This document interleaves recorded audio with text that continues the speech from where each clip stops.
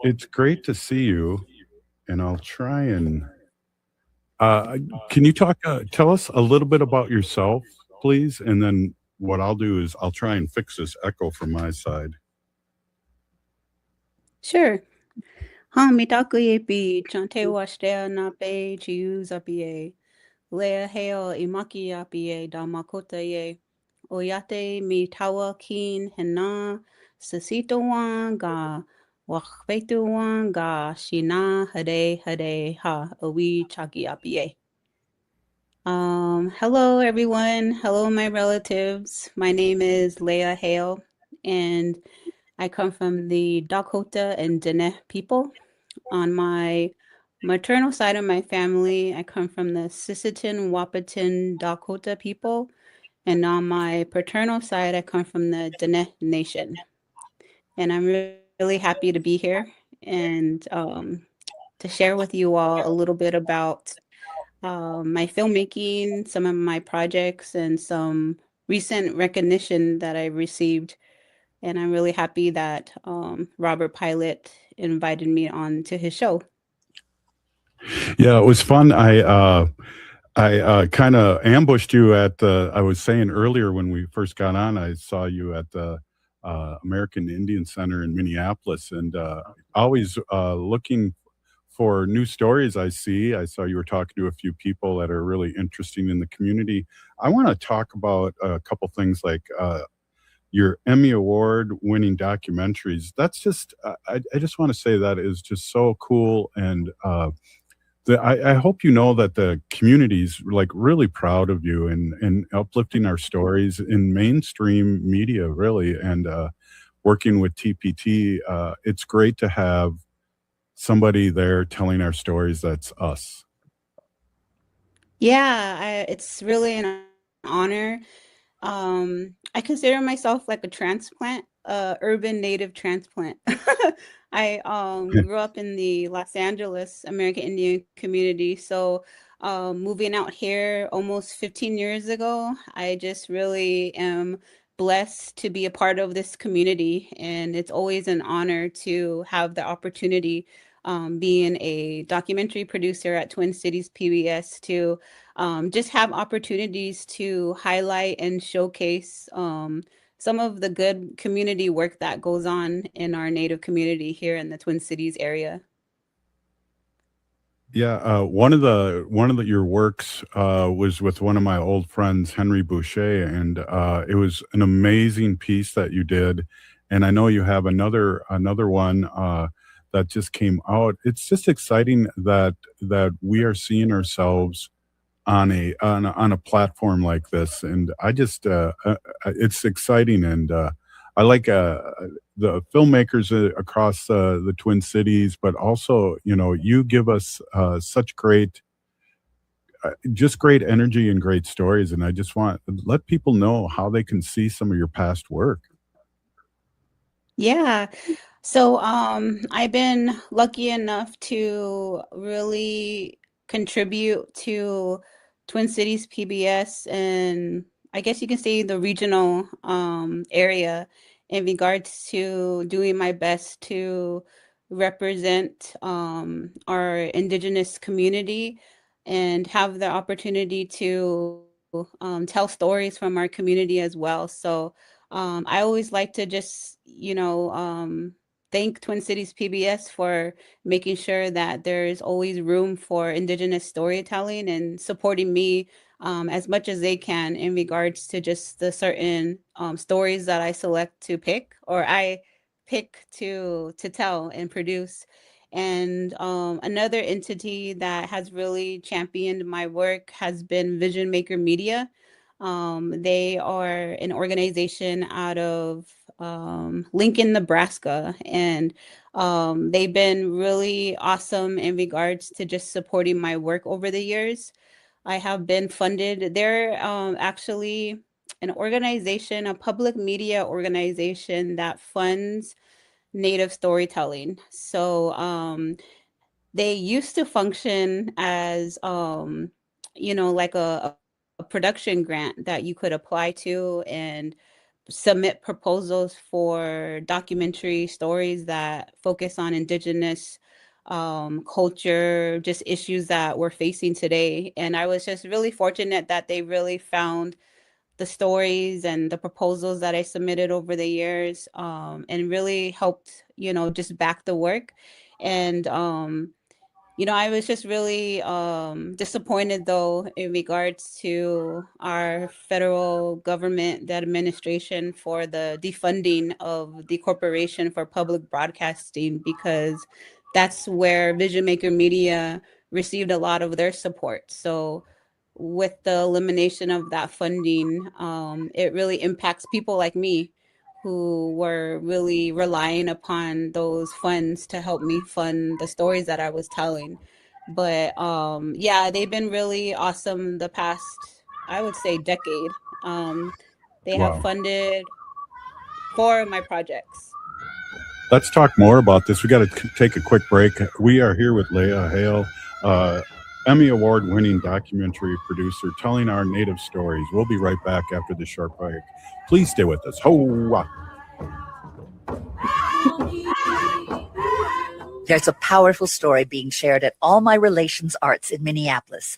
Unchi Said So, a solo exhibition by Danielle Seawalker, brings forward Native stories shaped by collective identity, generational knowledge, and teachings passed down through community. Through bold color and portraiture, this work honors the significance of grandmothers in Native culture while reflecting the idea that sovereignty begins at home. On view now through June 6th. Plan your visit today at allmyrelationsarts.org.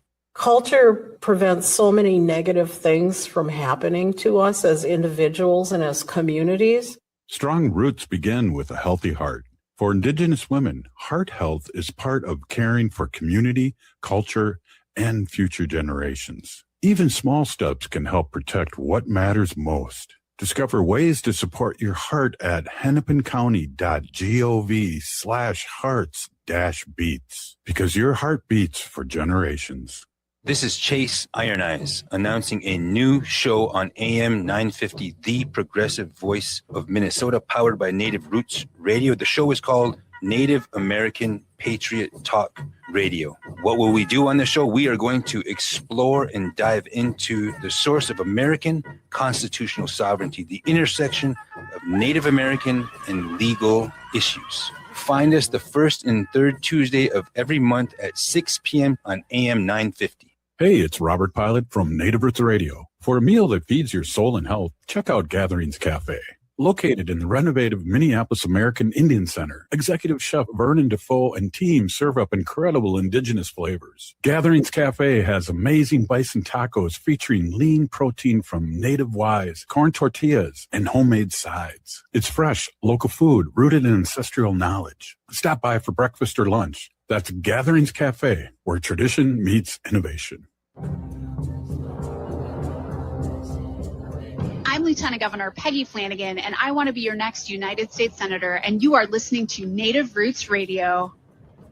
Welcome back to Native Roots Radio presents I'm Awake, and this is Robert Pilot.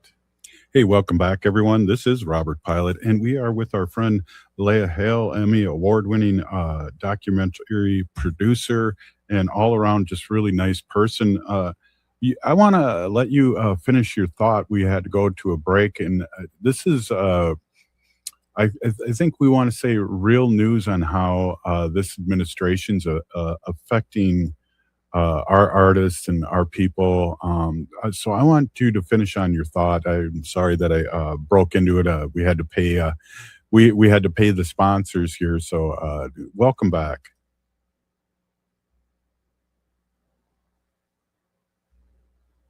On the I believe it took place about a year ago, when our administration had defunded the Corporation for Public Broadcasting.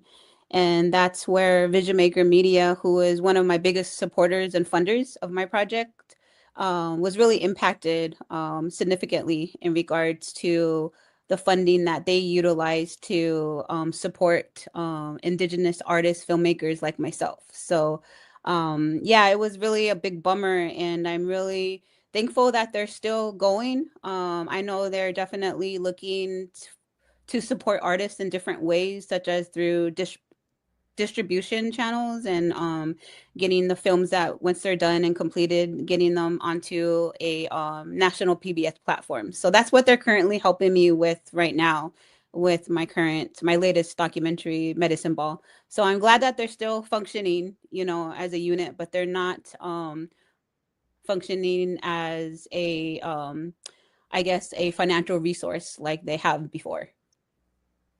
Yeah, and when is this nightmare going to end? Hopefully soon. But one of the things too, I'd love if you talk about your latest documentary, and I've had a chance to see it, and I am just so impressed. Again, telling our stories in a good way, and maybe let people know how they can see it too. Sure. So, Medicine Ball is my latest documentary. It's an hour-long film, and it follows two Native athletes that attend the University of Minnesota Morris, which now sits on the former grounds of a boarding school. I believe it was called the Industrial School for Indians. And this boarding school functioned in the late 1800s. That first was opened up as a Catholic run school, but definitely transitioned to a government run institution in the early 1900s. And I believe it ended probably within that first decade. So basically what the film explores is the connection between Native basketball and how Native basketball was born out of boarding schools. And I just thought that topic was really fascinating. There's a book about it. That the author of the book is Wade Davies, and he's a indigenous professor out of, I believe it's Montana State University. And he wrote a book a few years ago that's called Native Hoops. And it talks about the history of Native basketball in boarding schools from, I believe it's the 1930s all the way to like the 1970s. And yeah, I just thought it was really fascinating, a different perspective, one that we normally don't hear in regards to boarding school history. So to me, as a Native filmmaker, a storyteller, I think it's always important, especially with that responsibility of representing our voices on a national platform. I always try to find stories that will help us as a community look at our own history differently in regards to how we carry that weight. Some people, when they hear about boarding school history, or even many non-Native filmmakers and storytellers, when they tell stories about boarding school history, you know, it really focuses on that really dark, negative side of things. And like with anything in our life as Native people, we are really resilient people, and we always find ways to overcome these difficult times in our lives. And I just felt like, you know, focusing on basketball as that symbol of hope, as that symbol of resiliency, of finding community within these schools, being so far away from your homeland, and finding that camaraderie with other players, and even having that luxury of speaking and continuing to speak your language by being a student athlete. I just thought those were things that you don't normally hear about. And I think we need to hear all of it, you know, and we need to embrace all of it, not just the negative side of it. So I just thought that if I'm going to do a story that involves boarding school history, I'm going to tell it a little bit differently.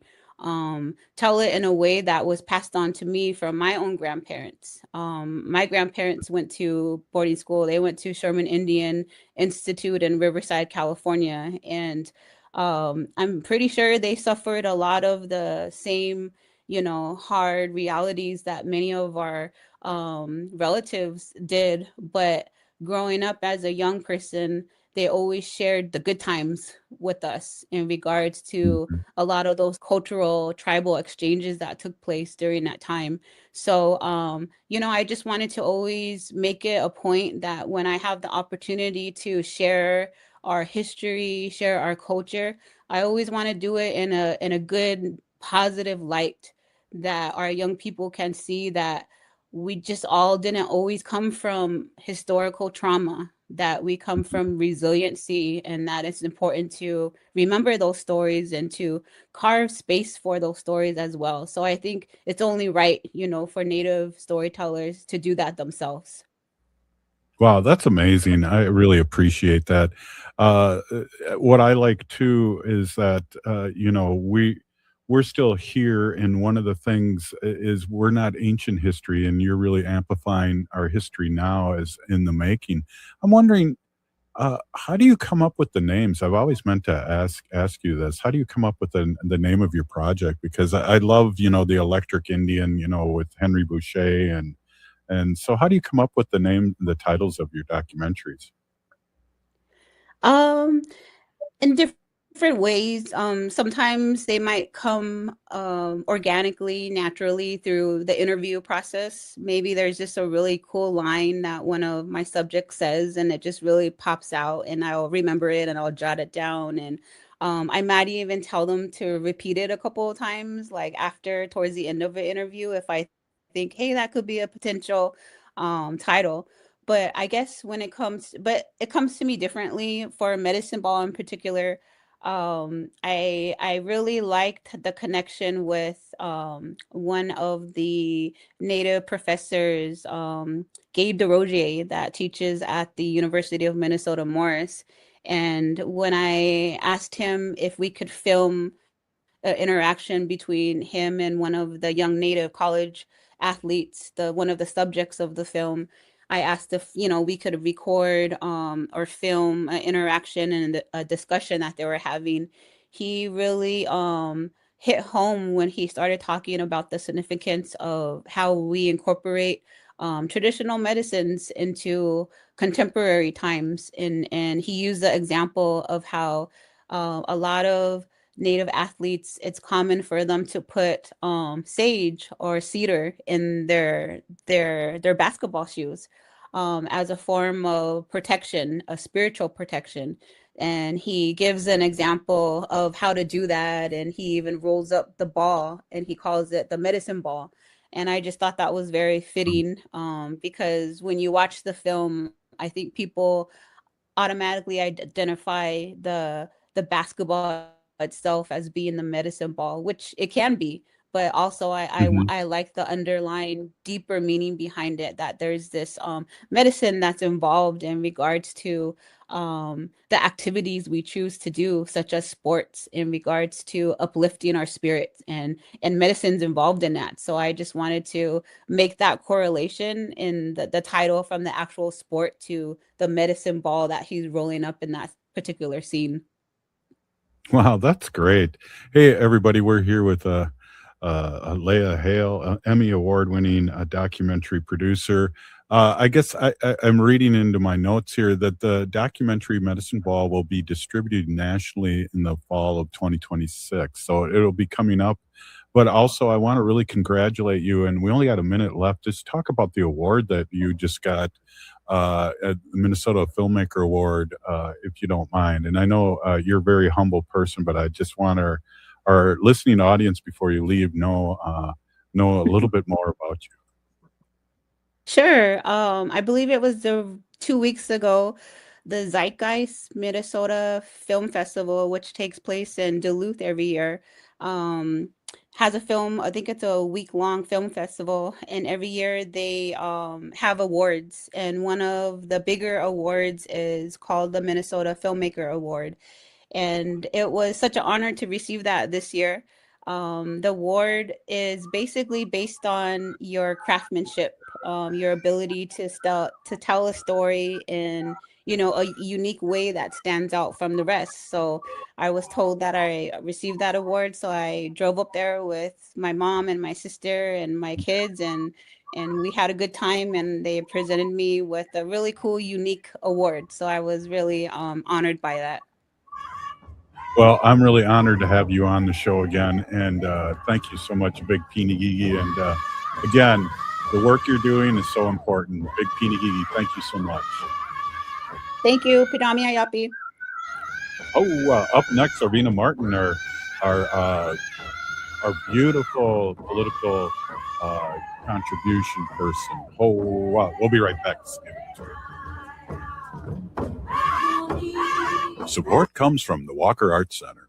Visit during free Thursday nights. Every week from 5 to 9 p.m., there's something new to explore. Enjoy date-friendly events like artist talks, performances, and exhibition openings, or explore art-making open library hours and exhibition tours. Settle into your weekend among community. Free every Thursday night and free every day for citizens and members of tribal nations. Learn more at walkerart.org.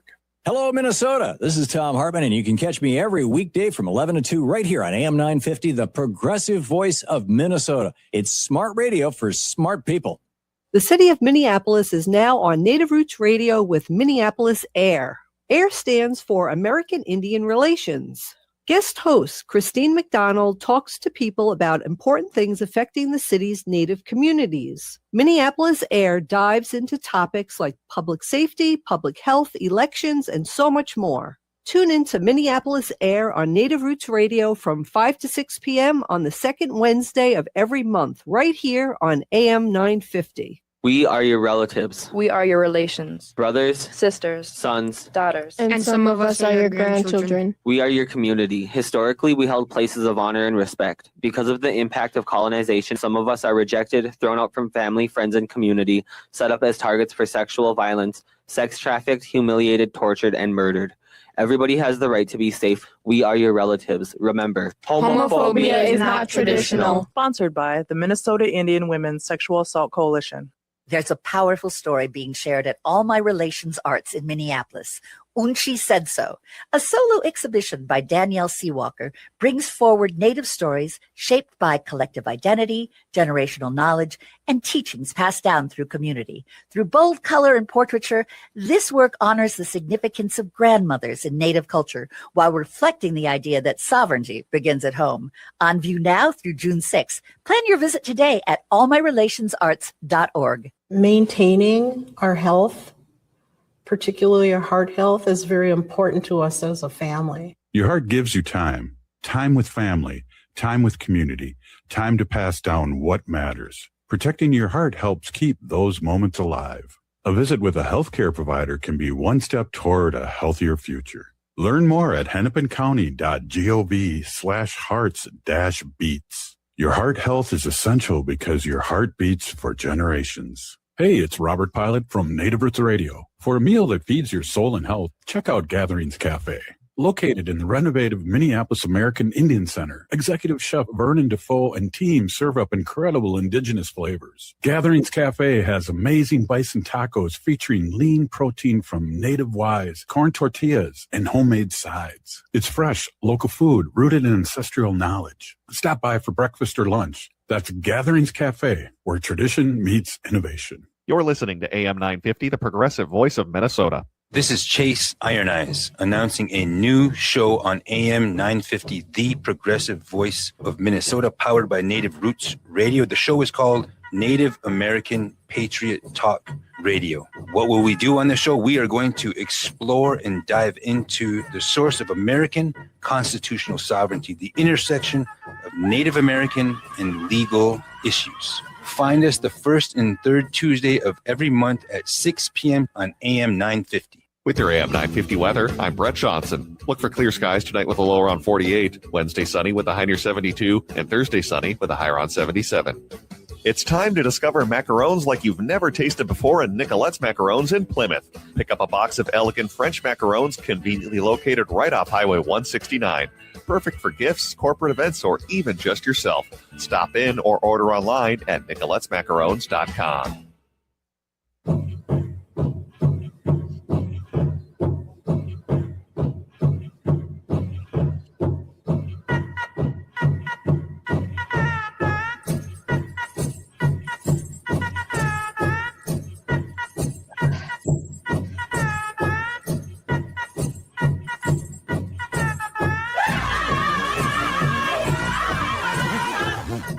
Welcome back to Native Roots Radio presents I'm Awake, and this is Robert Pilot.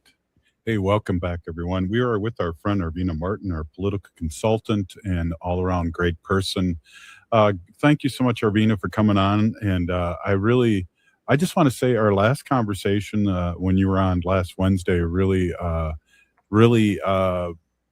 guess, resonated with me, and I really appreciate your strength in bringing that up. And I wonder if you just want to touch on that again before we get going on other things. And I just really appreciate you speaking your truth, and I just wanted you to bring it up again so the people that didn't hear you Wednesday kind of get the vibe of what we were talking about. And again, really appreciate you being on. Yeah. Thank you for having me. We talked a lot about this kind of growing epidemic with of the mistreatment of women in the United States, and the growth of misogyny, and how at least like public displays of misogyny, whether it is people on social media making videos talking about negging women, or worse, talking about high value or low value women, and how these lead to women really not being seen as, and I'm kind of saying it in a different way this time, but it makes it so women are not necessarily seen as fellow human beings, and that makes it easier for men and even other women to speak badly and treat badly, women or non-binary folks that are just trying to get through life.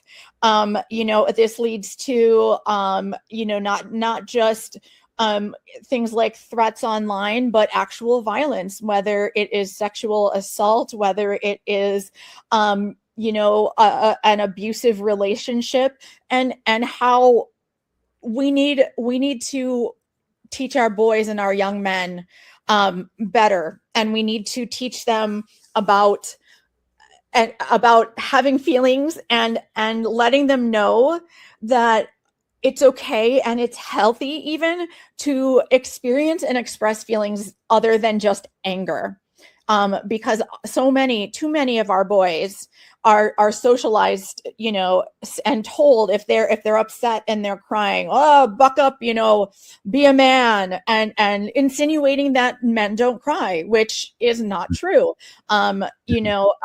Making sure that boys and young men feel empowered to express their feelings when they're negative, and if they're sad, if they're hurt, things that they don't, these days it's hard for those boys to express without being teased or worse. And I don't mean the kind of teasing that like we like to do, between folks in our communities, like mean teasing, bullying. We need to make it so that our boys can deal with their emotions in a healthy way and not take it out on the women in their lives. I just ran across, I posted it on Facebook, but saw at the end of last week, a video of the young woman from, I believe it was Tennessee, who she's a high school student, and she went to go testify or present something at her local school board meeting. And the grown man elected school board member seating next to her commented on her appearance and told her she was hot. Wow. This is a minor that he said this to, and has experienced maybe a slap on the wrist, and has not been held accountable by that body, by the school board, and has really failed that young woman. Well, she came back to that school board's another meeting recently, and she responded to everything. And I just want to say that this young woman showed such bravery and strength and fortitude by going going in front of an elected body that is there in theory to, support education and support her pursuits as a student and as a learner. And she said that he wasn't punished. This is a failure not only of that member, but the board president and other board members who did not push for anything harsher than just a slap on the wrist. And she actually, to their faces, called them all cowards. And I, if I had been in that room, I would have wanted to stand up and applaud her. That takes, remarkable courage to do, to speak to not just grown-ups, but people that potentially, that are supposedly have power over her, and her education. She said that she learned something, and this broke my heart, that what she learned from this whole experience is that she can't count on the grown-ups, that she has to defend herself and she has to be the one to take care of herself. And that's tragic, because that's not how we should be operating. And I am just so gutted that she has had to go through this, and that but also proud that she went back and told them what she really thought, and told them what a lot of us also think. And it's my hope that when elections come by again, that, every single one of those school board members that failed this young woman are thrown out of office, because they should not be anywhere near education. Absolutely. I appreciate that story. One of the things that I got from our conversation too, and I want to just say this, and you don't need to respond, but you can respond, is that I really believe that it's time for men to step up. And I think that was one of the things that we talked about last week. When you see things like this, step up. It doesn't, that was just a great reminder last week. And I just wanted to say that, Arvina. Yeah. And I really think that's what we need to be doing right now. That means, men, if you want to do something, there are definitely things that you can do. And they're not even big effort things.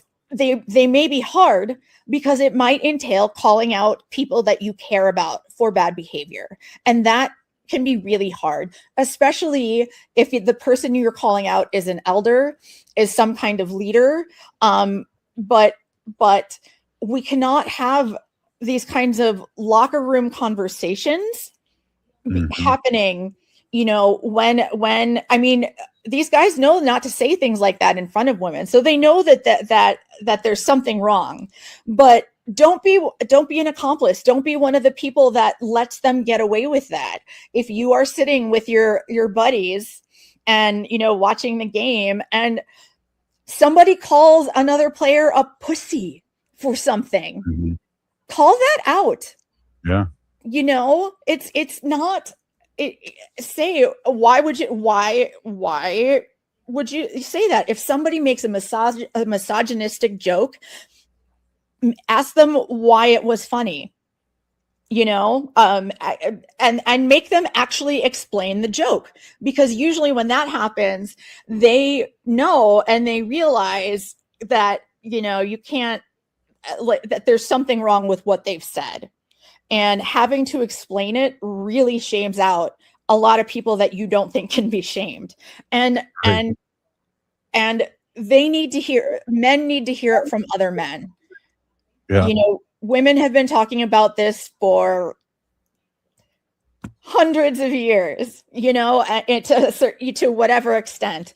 And it's easier to take a message seriously when it's coming from someone within your whatever identity you are you have, somebody that's closer to your identity in terms of their own identity. People take those kinds of conversations much more seriously than they do. When did being politically correct become a bad word or a bad statement? That's what I can't understand, because I really believe, and I think about my grandkids, your daughter, younger people that have never seen what quote unquote normalcy in the political vein, especially from the top, from the orange one, really how to be civil to each other. And it just blows my mind. And I think that's part of the deep story, but I think we've also been dealing with this underlining problem forever too. Yeah. And we have, especially for our younger relatives, having relationships, even platonic relationships across gender is getting a lot harder. There are boys that are like, I can't be friends with a girl, or because they see manosphere, blogs or podcasts. I don't know if people do blogs anymore, but like podcasts or social media content that is like, straight men and straight women cannot be friends. It's always somebody wants more. And like, that's not true. People are perfectly capable. I have many straight male friends, and we need friends of all different kinds. We need to take care of each other in every single way. And this is just part of it. Hey, we're here with Arvina Martin, our political consultant and Ho-Chunk's sister, and it's always great to talk to her. We're going to be right back after this short break. Please stay with us. Ho-wah.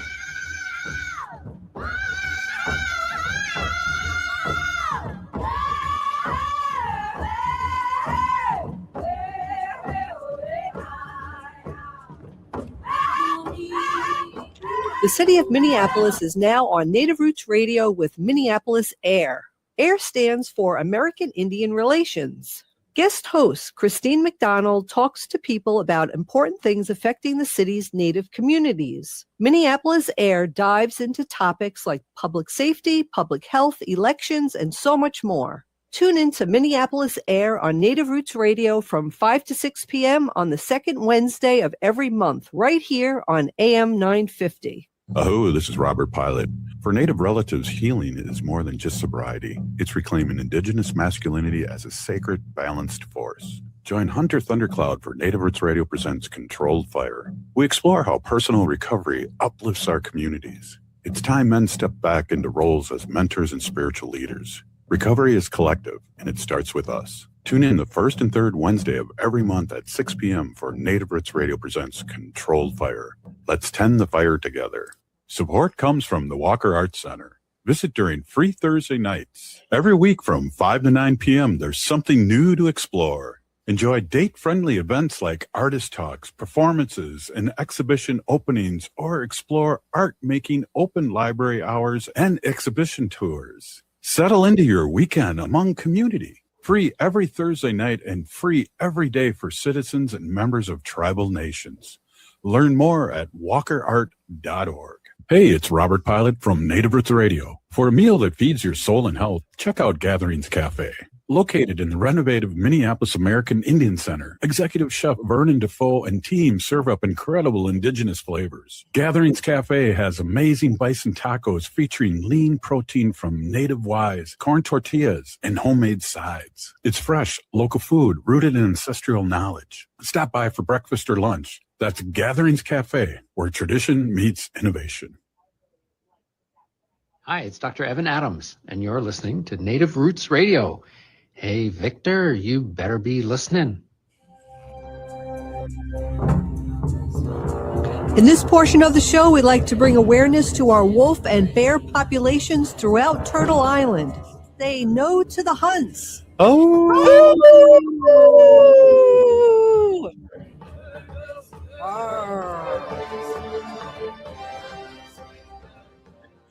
Hey, welcome back, everyone. This is Native Roots Radio. We're with our friend Arvina Martin, our political consultant, and I really enjoy our conversation.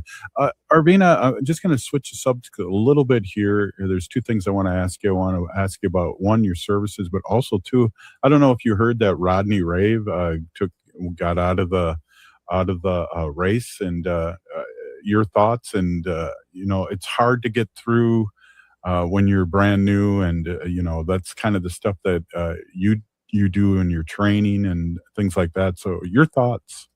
Yeah, I read Rodney's statement, and I thought it was very thoughtful. I mean, it was very clear that he had put a lot of consideration into deciding whether he was going to continue on in this race. And this race is an important one. The incumbent, Derek Van Orden, is not a good guy.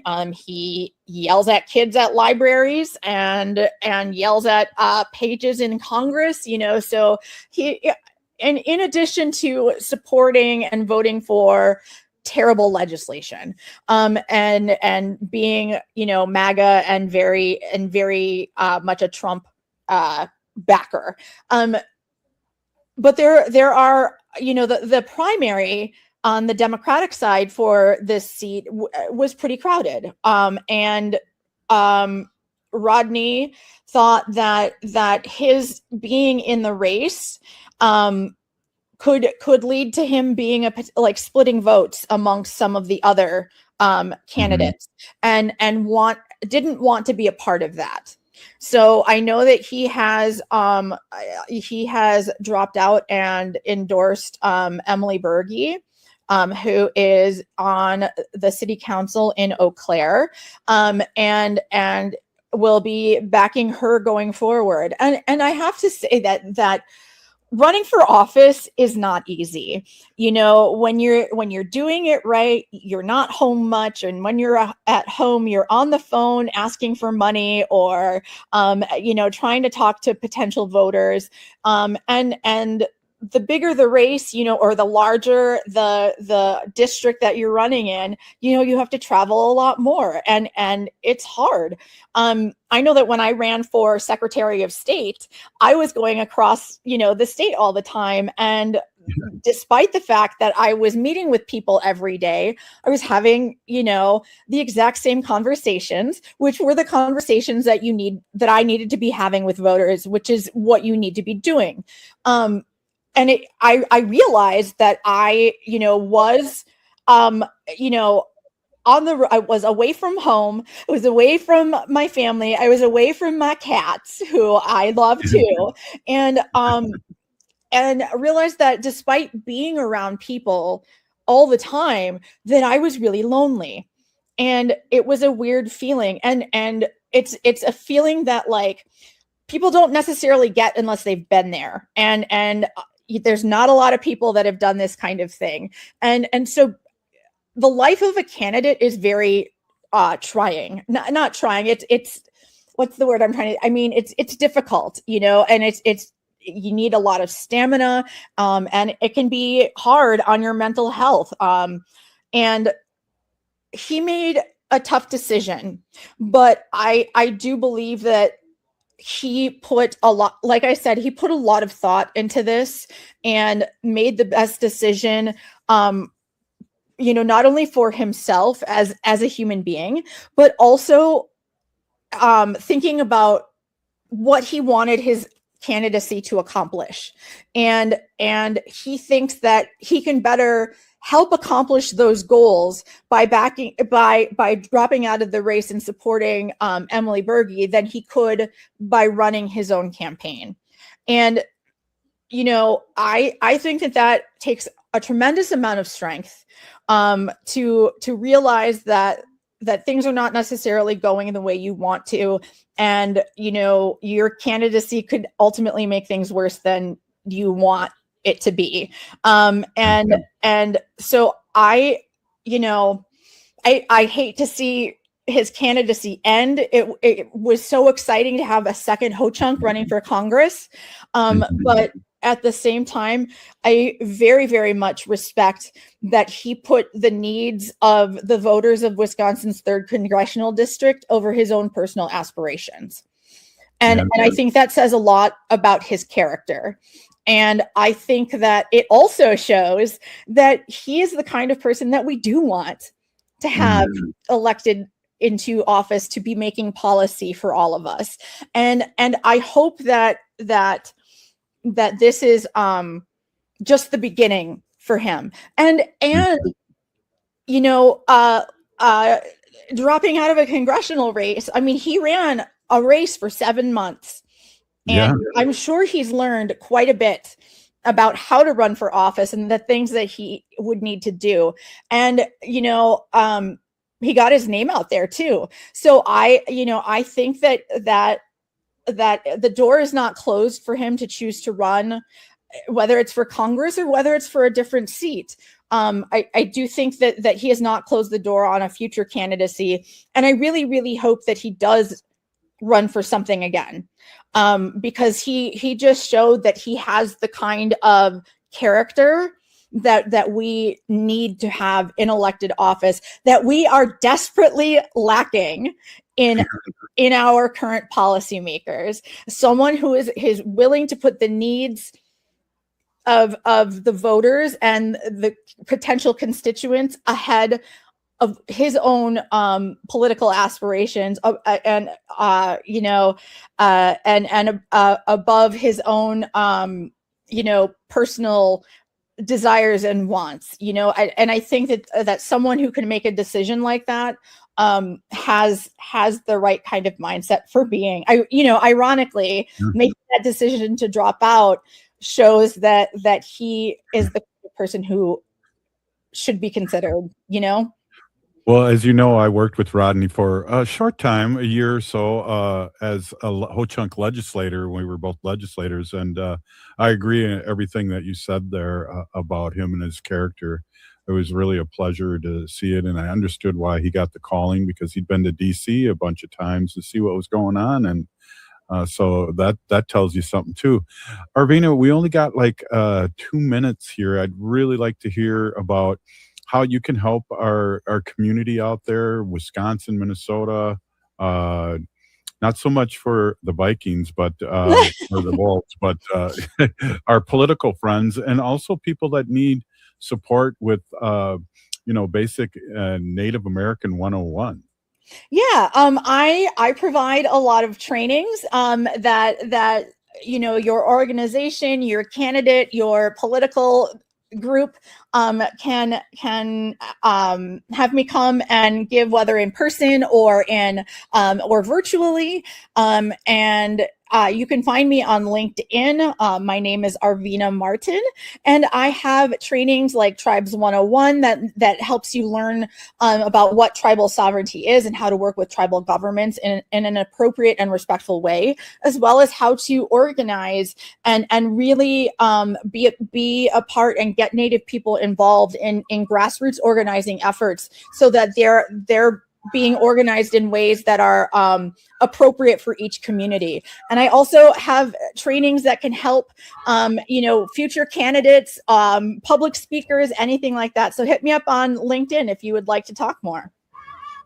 Excellent. Thank you, Big Peeny Gigi Arvina. Hey, I want to let everyone know that's in the Twin Cities, Chase Iron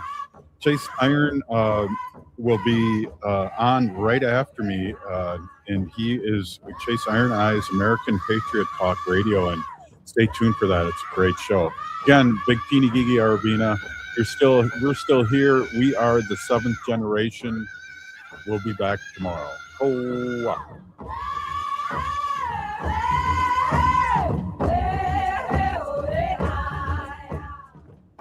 Heart health is more than just the